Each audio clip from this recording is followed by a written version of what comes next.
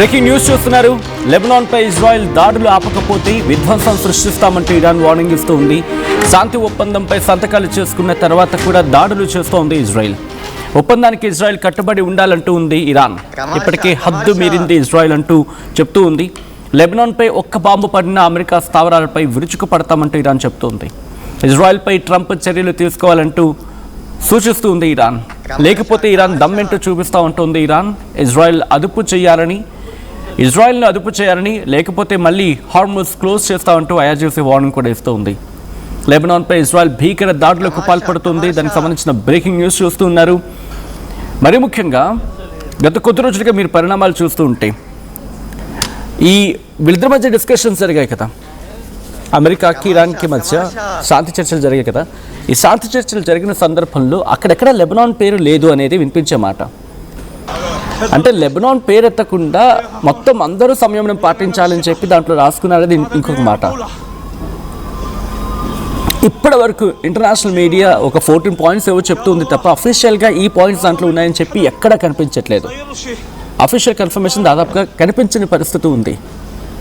అసలు ఇంతకీ ఏం మాట్లాడుకున్నారు, ఏ డిస్కషన్ జరిగింది, వీటి మీద కంక్లూజన్ వచ్చిందని చెప్పి.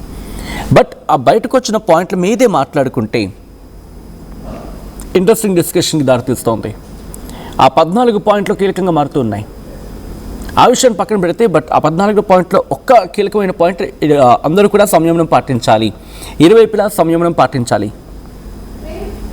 కానీ ఇప్పుడు ఇజ్రాయెల్ దాడులకు పాల్పడుతూ ఉంది. ఈ నేపథ్యంలో ట్రంప్కి నెతన్యాహుకు మధ్య రాపిడి ఉంది. ట్రంప్ మాట నెతన్యాహు వినట్లేదు. నెతన్యాహు గతంలో కూడా వెళ్ళలేదు కదా. మీకు గుర్తుండుంటే ఎప్పుడైతే శాంతి చర్చలు కొలుక్కొస్తున్న సందర్భం ఉందో ఆ ప్రతిసారి ఇజ్రాయెల్ అటాక్ చేస్తుంది.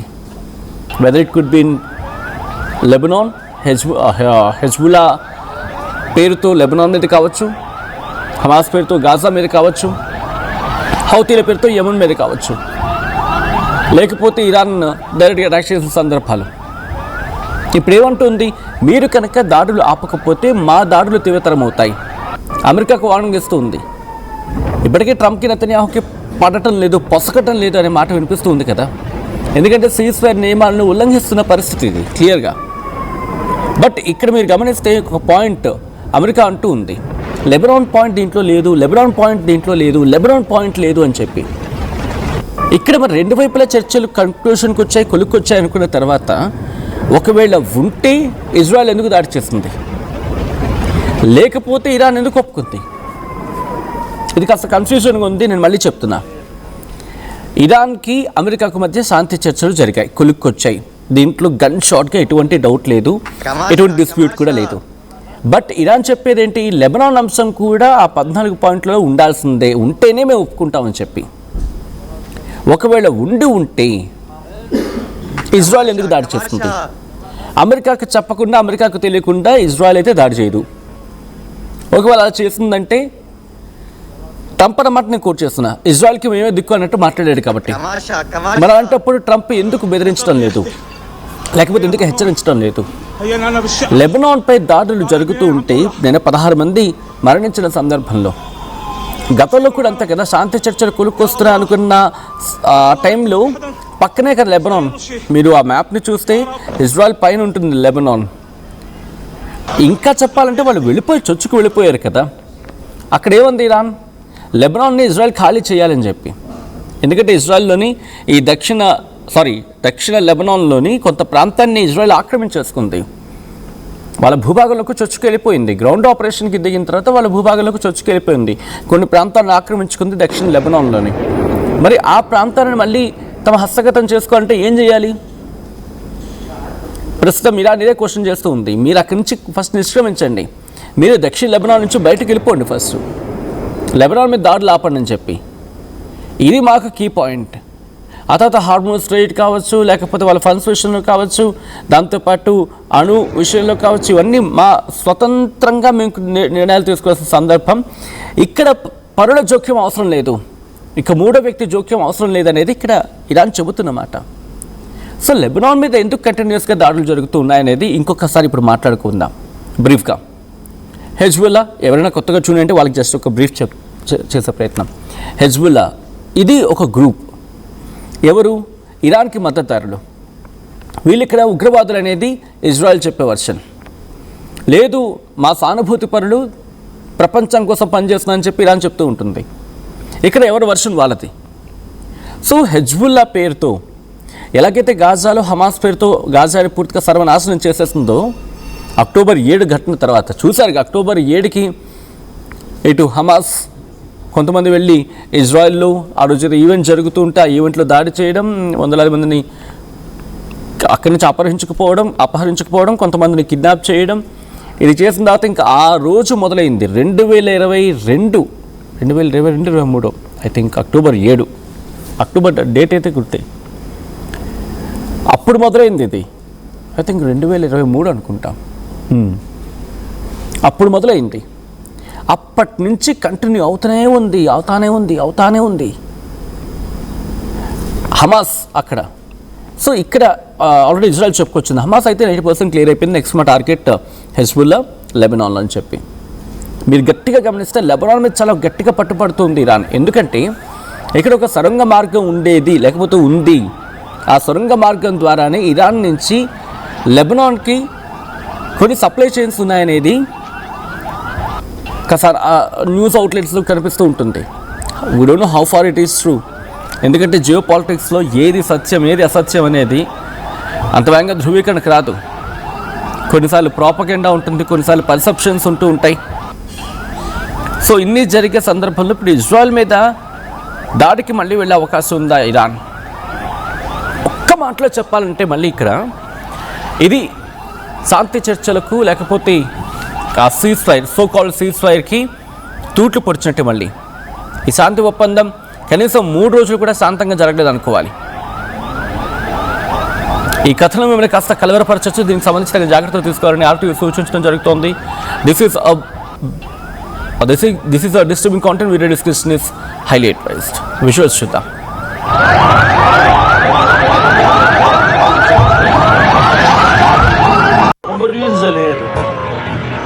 راح لحد اليسار انسى تماشى الضرب يا اختي. هي هون هي انا بالشقه بعد البنايه عم تولع، عم بشيلوا العالم. يا الله يا الله ما يكون في حدا صاير له شيء يا رب. الضرب يا اختي.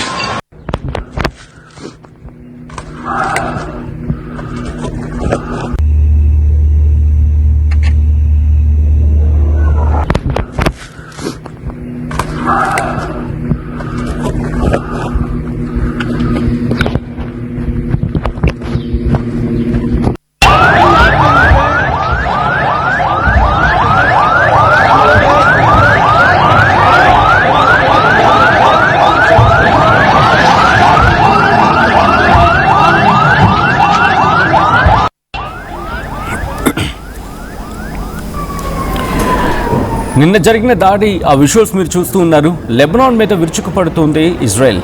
కానీ ఎక్కడ అమెరికా వారుస్తున్న పరిస్థితి అయితే మాత్రం ప్రస్తుతానికి కనిపించడం లేదు. మరి ఒకవేళ ఇదే కంటిన్యూ అయితే ఇక ఆ శాంతి చర్చలకు తూట్లు పొడిచినట్టేనా? ట్రంప్ నెతన్యాహుకి ఏం చెప్తాడు? వారించే ప్రయత్నం జరుగుతుందా, లేకపోతే ఇజ్రాయెల్ డామినెన్స్ ఇక్కడ కనిపిస్తుందా? ఇజ్రాయెల్ మాట అమెరికా వినాల్సిన పరిస్థితి ఎదురు కాబోతూ ఉందా? మీ లేకపోతే ఇజ్రాయెలే లేదు అని చెప్పి అన్నట్టుగా, అంటే మే లేకపోతే ఇజ్రాయెల్ ఏమంటారు ఎగ్జిస్టెన్సీయే లేదు అనే అర్థం వచ్చేలాగా ట్రంప్ మాట్లాడిన రోజులు గుర్తొస్తూ ఉంటాయి. అండ్ అటువంటి రోజులు ఇప్పుడు ప్రతిబింబిస్తూ ఉన్నాయా, లేకపోతే ఇజ్రాయెలే తిరిగి ఒక వార్నింగ్ టైప్ ఇచ్చే ప్రయత్నం చేస్తూ ఉందా? నువ్వు పట్టించుకున్నా పట్టించుకోకపోయినా మా దారిలో మేము వెళ్తామని చెప్పి. ఎందుకంటే గతంలో కూడా ఇలాగే జరిగింది. సో ఈ నేపథ్యంలో ఏం జరిగే అవకాశం ఉందనేది ఆసక్తికరంగా మారింది. ట్రంప్కు నెతన్యాహు బిగ్ షాక్ ఇచ్చాడు. సీజ్ ఫైర్ నియమాలను ఉల్లంఘించింది ఇజ్రాయెల్ అంటూ మాట్లాడుకుంటున్న క్రమం. లెబనాన్పై ఇజ్రాయెల్ భీకర దాడికి పాల్పడింది. భారీ పేలులతో దత్తరింది దక్షిణ లెబనాన్. హెజ్బుల్లా కార్యకలాపాలపై ఇజ్రాయెల్ దాడులకు పాల్పడింది. మిజైల్స్తో విరుచుకుపడింది ఇజ్రాయెల్. దాడుల్లో ఏకంగా 16 మంది మరణించారు. ఇజ్రాయెల్ దాడులతో మిడిల్ ఈస్ట్లో ఇంకోసారి హైటెన్షన్ వాతావరణం నెలకొంది. అమెరికా ఇరాన్ అవగాహన ఒప్పందం తర్వాతే దాడి జరిగిన సందర్భం. సీజ్ ఫైర్ ఉల్లంఘనపై ఇరాన్ అమెరికా రియాక్షన్పై ఉత్కంఠ నెలకొన్న సందర్భంలో ఇరాన్ రియాక్ట్ అయింది. ఒప్పందం మన్నాడే దాడులు జరగడంతో ఏం జరగబోతుందనే టెన్షన్కి ఇప్పుడు బలం చేకూర్చేలా ఉంది ఇరాన్ స్టేట్మెంట్. ఇరాన్ అమెరికా శాంతి ఒప్పందాన్ని ఒప్పుకోలేదు నెతన్యాహు అనేది చాలా గట్టిగా వినిపిస్తున్నమాట. లెబనాన్ను ఆక్రమించే వరకు యుద్ధం ఆపేది లేదంటూ ఉంది ఇజ్రాయెల్. నెతన్యాహు నిర్ణయాన్ని తప్పుపట్టాడు అమెరికా అధ్యక్షుడు ట్రంప్ అంటూ పెద్ద ఎత్తున చర్చ జరుగుతున్న సందర్భం. But how far it is true, have to know. America లేకపోతే ఇజ్రాయెల్ను ఎవరు పట్టించుకోరంటూ ఉంది అమెరికా. ఇదే అంశానికి సంబంధించి ఉపాధ్యక్షుడు జేడీ వాన్స్ రియాక్ట్ అయ్యారు. ఆయన ఏమంటున్నారో చూద్దాం. I saw the Axios report. That Netanyahu is fuming. That's not reflective of the conversations that I've had with him, but maybe he's saying something to somebody else that he's not saying to me. What I will say, and this does bother me, is that you've seen people within Bibi's cabinet who have come out and attacked the deal, and in some ways very personally attacked the President of the United States. And I guess my message to them would be twofold. Number one, Donald J. Trump is the only head of state in the entire world who is sympathetic to the nation of Israel at this moment in time. And he happens to be the head of state of the world's superpower. If I was in the cabinet of the Israeli government, I might not be attacking the only powerful ally that I have anywhere left in the entire world. And the second message I would give to some of those cabinet members, Bibi, to his credit, has not gone down this path, but to some of these cabinet members in Israel who are attacking the President of the United States, the other thing that I would say is that over the last 3 months, 2/3 of the defensive weapons that have protected your homeland have been built by American hands and paid for by American tax dollars. The problem for Israel is not Donald J. Trump. And anybody in Israel who thinks their biggest problem is the President of the United States needs to wake up and smell the reality of the situation that country is in. Thank you all.